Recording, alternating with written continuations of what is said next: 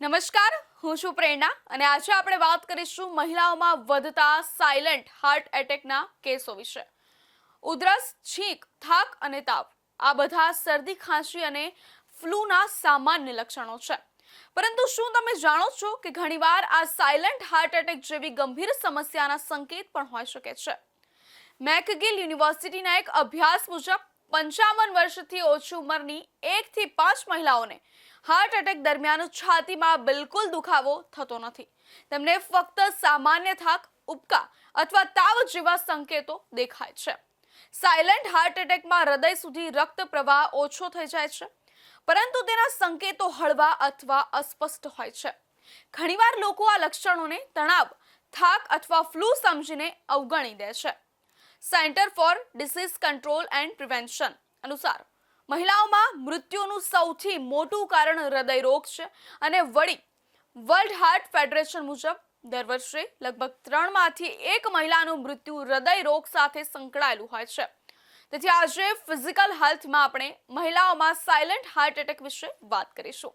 સાથે જાણીશું કે સ્ત્રીઓમાં તેના સંભવિત સંકેતો શું હોઈ શકે અને કઈ સ્ત્રીઓમાં તેનું જોખમ વધારે હોય છે. તો હવે પ્રશ્ન થાય છે કે સાયલેન્ટ હાર્ટ એટેક એટલે શું હોય છે? તો તેના વિશે જાણીએ. સાયલેન્ટ હાર્ટ એટેક પણ એક પ્રકારનો હાર્ટ એટેક જ હોય છે. તેમાં હૃદય સુધી લોહી અને ઓક્સિજનનો પુરવઠો અવરોધાય છે. ફરક માત્ર એટલો જ કે આવું થવા પર કોઈ સ્પષ્ટ સંકેત દેખાતો નથી, ન અનુભવાય છે.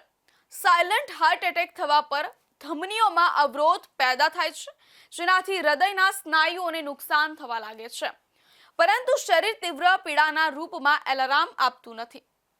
ઘણીવાર આવું એટલા માટે થાય છે કારણ કે નર્વ્સની સંવેદનશીલતા ઓછી થઈ જાય છે, તેથી દુખાવો અનુભવાતો નથી અથવા ખૂબ જ હળવો હોય છે. એટલે કે અંદરથી હૃદયને એટલું જ નુકસાન થઈ રહ્યું હોય છે જેટલું સામાન્ય હાર્ટ એટેકમાં થાય છે. બસ ફરક એટલો છે કે શરીર તમને જોરથી સંકેત આપતું નથી, તેથી તેને સાયલેન્ટ હાર્ટ એટેક કહેવામાં આવે છે. હવે પ્રશ્ન એ થાય છે કે પુરુષોની સરખામણીમાં મહિલાઓમાં સાયલેન્ટ હાર્ટ એટેક વધુ સામાન્ય કેમ છે? તો પહેલું, બ્લોકેજ પેટર્ન અલગ હોવી. મહિલાઓ અને પુરુષોમાં બ્લોકેજની પેટર્ન અલગ અલગ હોય છે. પુરુષોમાં મોટી ધમનીમાં બ્લોકેજ વધુ સ્પષ્ટ હોય છે. મહિલાઓના શરીરમાં ખૂબ નાની નાની રક્તવાહિનીઓમાં સમસ્યા હોય છે. ઉપરાંત હોર્મોન્સનો ફરક. મહિલાઓના શરીરમાં એસ્ટ્રોજન હોર્મોન મોટા ભાગે હૃદયને સુરક્ષિત રાખે છે, પરંતુ મેનોપોઝ પછી તેમાં આ જોખમ વધી જાય છે. હવે પ્રશ્ન એ થાય છે કે દર્દ અનુભવવાની રીત શું? તો મહિલાઓ અને પુરુષોમાં દર્દને અનુભવવાની રીત અથવા પેઇન પરસેપ્શન પણ અલગ અલગ હોઈ શકે છે. મહિલાઓને કાં તો દર્દ ઓછું અનુભવાય છે. હવે પ્રશ્ન એ થાય છે, બધા અભ્યાસો પુરુષો પર હાર્ટ એટેકને લઈને લાંબા સમય સુધી થયેલા બધા અભ્યાસો પુરુષો પર આધારિત રહ્યા છે. તેથી આપણી પાસે મહિલાઓના સંબંધમાં વધુ માહિતી અને ડેટા જ નથી. હવે લોકોને પ્રશ્ન થાય છે કે મહિલાઓમાં સાયલેન્ટ હાર્ટ એટેકના સંભવિત સંકેતો શું હોઈ શકે છે? તો એનો જવાબ છે કે મહિલાઓમાં સાયલેન્ટ હાર્ટ એટેકના લક્ષણો ઘણીવાર ખૂબ હળવા અથવા સામાન્ય સમસ્યાઓ જેવા લાગી શકે છે. તેથી ઘણીવાર તેમને ઓળખવા મુશ્કેલ બની જાય છે. તો શું માત્ર થાક કે નબળાઈ પણ સાયલેન્ટ હાર્ટ એટેકનો સંકેત હોઈ શકે છે? તો તેનો જવાબ છે હા. હાર્વર્ડ હેલ્થના એક રિપોર્ટ અનુસાર અચાનક અને કોઈ કારણ વગર થતો વધુ પડતો થાક પણ હૃદયની સમસ્યા તરફ ઈશારો કરે છે. વળી હાર્ટ ફાઉન્ડેશન સાથે સંકળાયેલા એક અભ્યાસમાં ઘણી મહિલાઓએ જણાવ્યું કે તેમને હાર્ટ એટેક આવવાના કેટલાક મહિનાઓ પહેલા સુધી સતત વધુ થાક લાગી રહ્યો હતો. ત્યારે શું પ્રશ્ન એ થાય છે કે શું માનસિક તણાવ કે ડિપ્રેશન પણ સાયલેન્ટ હાર્ટ એટેકનું જોખમ વધારી શકે છે? તો હા, લાંબા સમય સુધી તણાવ કે ડિપ્રેશન રહેવાથી શરીરમાં કોર્ટિસોલ અને એડ્રીનાલિન જેવા સ્ટ્રેસ હોર્મોનનું સ્તર વધી જાય છે. તેનાથી બ્લડ પ્રેશર અને હાર્ટ રેટ વધે છે અને હૃદય પર વધારાનું દબાણ આવે છે. હવે લોકોને પ્રશ્ન થાય છે કે કઈ મહિલાઓને સાયલેન્ટ હાર્ટ એટેકનું જોખમ વધારે હોય છે? તો તેનો જવાબ છે કે કેટલીક મહિલાઓમાં સાયલેન્ટ હાર્ટ એટેકનું જોખમ વધારે હોઈ શકે છે. પોઈન્ટર્સથી સમજીએ કે કોને વધારે જોખમ રહે છે. વાત કરીએ તો જેને ડાયાબિટીસ છે, જેને મેદસ્વીતાથી પીડાય છે, જે શારીરિક પ્રવૃત્તિ નથી કરતા, જે ધૂમ્રપાન કરે છે, જે વધુ તણાવમાં રહે છે, ઉપરાંત જેને ડિપ્રેશન છે, જેને ઓટોઇમ્યુન રોગ જેમ કે લ્યુપસ અથવા રૂમેટોઇડ આર્થરાઇટિસ છે, જેને પીસીઓએસ પોલિસિસ્ટિક ઓવેરિયન સિન્ડ્રોમ છે, જેને ગર્ભાવસ્થા સંબંધિત જટિલતાઓ છે, ઉપરાંત જેને બ્લડ પ્રેશર ઊંચું રહે છે, જેને મેનોપોઝ થઈ ચૂક્યું છે, જેનું કોલેસ્ટ્રોલ હાઈ રહે છે, આ લોકોએ પોતાની હાર્ટ હેલ્થ પર ખાસ ધ્યાન આપવું જોઈએ અને નિયમિત હેલ્થ ચેકઅપ કરાવવું જોઈએ. હવે પ્રશ્ન થાય છે કે શું હોર્મોનલ બદલાવ જેમ કે મેનોપોઝ પછી મહિલાઓમાં તેનો ખતરો વધી જાય છે? તેનો જવાબ છે હા. તેનું મુખ્ય કારણ એસ્ટ્રોજન હોર્મોનનું સ્તર ઓછું થવું છે. એસ્ટ્રોજન એ હોર્મોન છે જે પ્રજનન વયની મહિલાઓના હૃદય અને રક્તવાહિનીઓનું રક્ષણ કરે છે. ઉપરાંત હોર્મોનલ બદલાવ શરીરના પેઇન સિગ્નલ એ પણ પ્રભાવિત કરી શકે છે.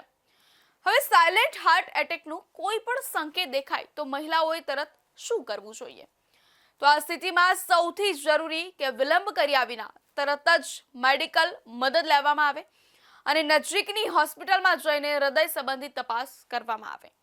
પોઈન્ટર્સથી સમજીએ તો શ્વાસ ચડે અથવા અચાનક ખૂબ અસ્વસ્થતા અનુભવાય તો તેને અવગણશો નહીં.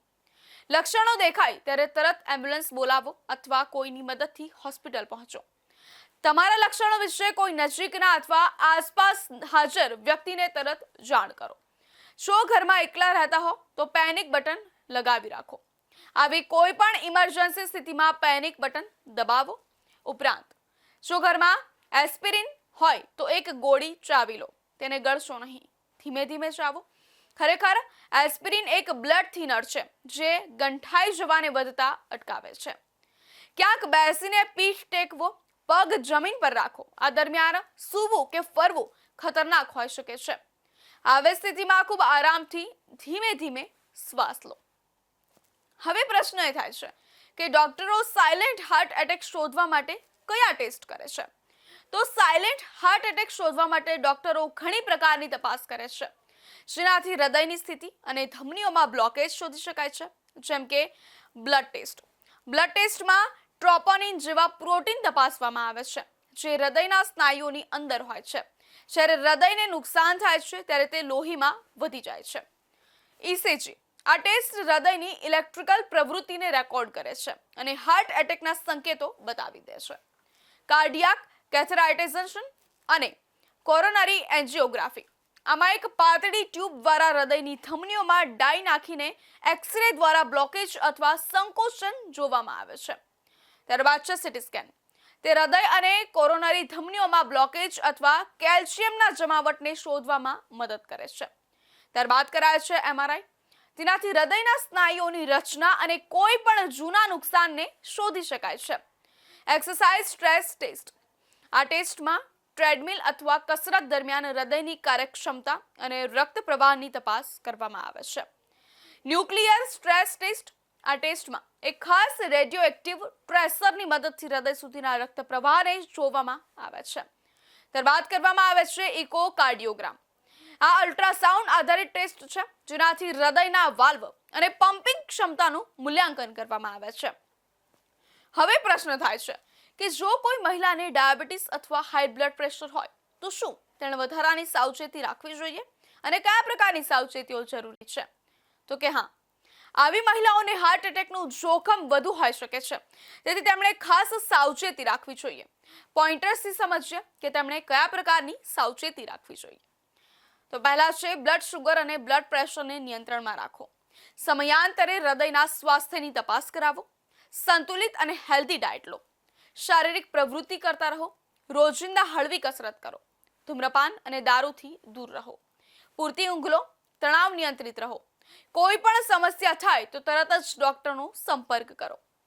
હવે પ્રશ્ન થાય છે કે શું સાયલેન્ટ હાર્ટ એટેક જીવલેણ પણ હોઈ શકે છે? તો કે હા, આમાં લક્ષણો સ્પષ્ટ હોતા નથી, તેથી ઘણીવાર લોકોને ખબર જ નથી પડતી કે તેને હાર્ટ એટેક આવ્યો છે. આવી સ્થિતિમાં સમયસર સારવાર ન મળવાથી હૃદયને વધુ નુકસાન પહોંચી શકે છે. આના કારણે ગંભીર કોમ્પ્લિકેશન્સ થઈ શકે છે અને ઘણા કિસ્સાઓમાં મૃત્યુનું જોખમ હોઈ શકે છે. તો શું જો સાયલેન્ટ હાર્ટ એટેકની સમયસર સારવાર ન થાય તો તેના શું જોખમો હોઈ શકે છે તેના વિશે જાણીએ. જો સાયલેન્ટ હાર્ટ એટેકની સમયસર સારવાર ન થાય તો તેના ઘણા ગંભીર પરિણામો આવી શકે છે, જેમ કે હૃદયના સ્નાયુઓને કાયમી નુકસાન, હૃદય નિષ્ફળતાનું જોખમ, ઘાતક હૃદય રોગના હુમલાનું જોખમ, કાર્ડિયાક એરેસ્ટનું જોખમ, એર્થમિયા, અસામાન્ય ધબકારા, ઇસ્કેમિક સ્ટ્રોક અને આ બધા જ જોખમો ઊભા થઈ શકે છે. સાયલેન્ટ હાર્ટ એટેકથી બચવા માટે સૌથી જરૂરી છે હૃદયના સ્વાસ્થ્યનું ધ્યાન રાખવામાં આવે અને જીવનશૈલીને સ્વસ્થ બનાવવામાં આવે. તો આવા જ ઇન્ટરેસ્ટિંગ મુદ્દાઓ વિશે જાણવા માટે જોતા રહેજો ઇન્ડિયા ન્યૂઝ ગુજરાતનું ડિજિટલ પ્લેટફોર્મ. નમસ્કાર.